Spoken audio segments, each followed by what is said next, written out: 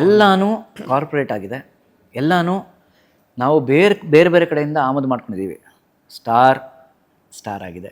Zee ಎಲ್ಲಿಂದ ಬಂದಿದೆ ಗೊತ್ತು ನಿಮಗೆ. ಇನ್ನೊಂದು ಎಲ್ಲಿಂದ ಬಂದಿದೆ ಗೊತ್ತಿದೆ. ಸೊ ನಮ್ಮ ತನ ಇಲ್ಲ ಇಲ್ಲಿ, ಅದು ಸಮಸ್ಯೆ ಆಗಿರೋದಿಲ್ಲ. ನೆಲದ ಈ ಚಾನಲ್ ಬೇಕು. ಖಂಡಿತ. ಇವಾಗ ಯಾಕೆ ಒಂದು ಮುಕ್ತ ಬರ್ತಿಲ್ಲ, ಇವಾಗ ಯಾಕೆ ಒಂದು ಮನ್ವಂತರ ಬರ್ತಿಲ್ಲ, ಇವಾಗ ಯಾಕೆ ಒಂದು ಮೂಡಲ ಮನೆ ಬರ್ತಿಲ್ಲ? ನನ್ನ ಪ್ರಶ್ನೆ ಅದು. ಸಿಂಪಲ್ ಪ್ರಶ್ನೆ ಇದು. ಕಾರ್ಪೊರೇಟೈಸೇಷನ್ ಆಗಿರೋದ್ರಿಂದ ಅವ್ರು ಏನು ತೋರಿಸ್ತಾರೋ ನಾವು ಅದನ್ನೇ ನೋಡಬೇಕು, ಅವ್ರು ಏನು ಮಾಡ್ತಾರೋ ಅದನ್ನೇ ತಿನ್ನಬೇಕು.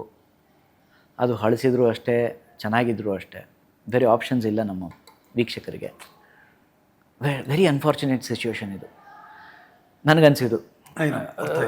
ಬೇರೆ ಬೇರೆ ಪರ್ಸ್ಪೆಕ್ಟಿವ್ಸು, ಬೇರೆ ಬೇರೆ ಡಿಫ್ರೆಂಟ್ ಥಾಟ್ಸ್ ಇರುತ್ತೆ. ನನಗನ್ಸಿದ್ದು, this is my personal opinion. So ನಮ್ಮ ಕನ್ನಡದ ಒಂದು, ನಮ್ಮ ಮಣ್ಣಿನ ಒಂದು ಚಾನಲ್ ಯಾವುದೂ ಇಲ್ಲ. ನನಗೆ ಭಾಳ ಬೇಜಾರಾಗ್ತದೆ. ಇನ್ಫ್ಯಾಕ್ಟ್ ಒಂದು ಸಿನಿಮಾನೂ ನೆಟ್ಫ್ಲಿಕ್ಸಲ್ಲಿಲ್ಲ, ಕನ್ನಡದ ಒಂದು ಸಿನಿಮಾ.